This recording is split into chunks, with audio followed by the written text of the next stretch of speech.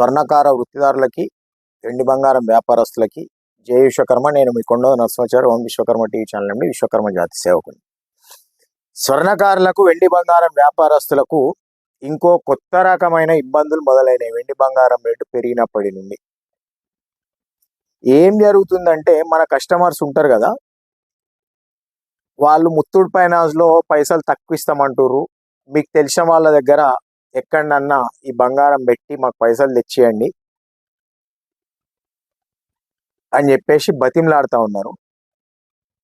బతిమలాడిన తర్వాత మనోళ్ళు ఏడో చోట రైన్ పెట్టి తెచ్చిస్తారు కదా తెలిసిన వాళ్ళ దగ్గర.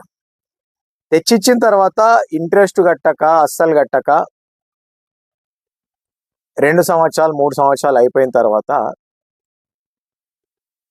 లేదు అది అమ్మేసేయండి, అమ్మేసేయమన్న పైసలు వస్తే మా పైసలు మాకు ఇవ్వండి అని చెప్పి అమ్మేసి మిగిలిన పైసలు వాళ్ళకి ఇచ్చేసిన తర్వాత, ఇప్పుడు బంగారం రేట్ పెరిగింది కదా, మళ్ళీ అదే కస్టమర్స్ మన వాళ్ళ దగ్గరికి వచ్చి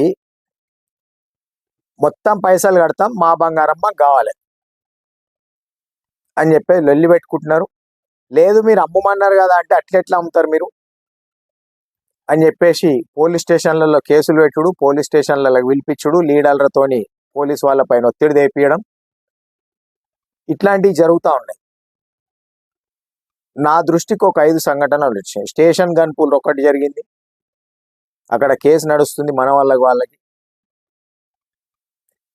కరీంనగర్లో ఒక సంఘటన జరిగింది, సేమ్ ఇంట్రెస్ట్ కట్టక, ఏది కట్టక అమ్మేయమని చెప్పి మిగతా పైసలు ఇవ్వమని చెప్పిన తర్వాత, ఇప్పుడు బంగారం రేటు పెరిగిన తర్వాత లేదు మా బంగారం మాకు కావాలని చెప్పేసి మళ్ళీ 2-3 రోజుల క్రితం సంగారెడ్డి జిల్లాలో సాహస్పేటలో ఒక సంఘటన జరిగింది.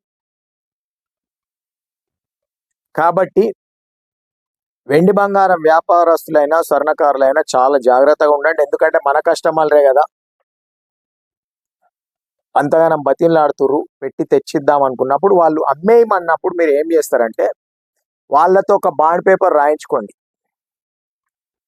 మా బంగారం మేము అమ్మేసి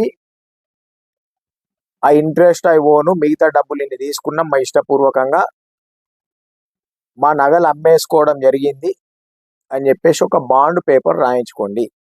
ఎంత తెలిసిన కస్టమర్స్ అయినా సరే, మన దగ్గర గిరాకైనా సరే, మన వాళ్ళు మోసపోయింది ఇట్లనే, మన గిరాకే కదా, అమ్మేయమన్నారు కదా, వెళ్తలేదు కదా, అక్కడ నేను పెట్టొచ్చిన దగ్గర మాట పోతుంది అని చెప్పేసి అమ్మేసి అంతా వేసిన తర్వాత, ఇప్పుడు బంగారం రేటు పెరిగింది కాబట్టి ఇప్పుడు వచ్చి పోలీస్ స్టేషన్లో చుట్టూ దింపుతా ఉన్నారు మన వాళ్ళని. కాబట్టి జాగ్రత్తగా ఉండండి. ఇప్పటి రేట్లకు కొనుకొచ్చి ఇవ్వాలంటే ఇవ్వలేరు, ఉన్నదేమని నమ్ముకొనే ఇచ్చుడవుతుంది. ఒక దగ్గర అయితే SC/ST అట్రాసిటీ కేసు పెట్టారు. వాళ్ళ కుటుంబ సభ్యులు మొత్తము మమ్మల్ని కులం పేరు పెట్టి తిట్టిరని. ఎక్కడన్నా జరుగుతుందా అది?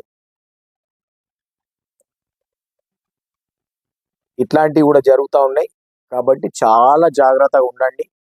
ఒకవైపు వెండి బంగారం రేట్లు పెరిగిపోయి గిరాకులే లేవు, ఇంకోవైపు రైన్లు పెట్టి తెచ్చియండి, ముత్తూట్లో, మనపురంలో మాకు డబ్బులు తక్కువ ఇస్తామంటుర్రు అని చెప్తే, మీ దగ్గర గిరాకీ అయితే వాళ్ళు అమ్మేయమంటే మాత్రం తప్పకుండా బాండ్ పేపర్ రాయించుకోండి, లేకపోతే ఇబ్బందులకు గురి కావాల్సి వస్తుంది. ఇట్లనే బంగారం రేటు పెరిగిపోవడంతో వాళ్ళ గుణంలో మార్పు వస్తూ ఉంది.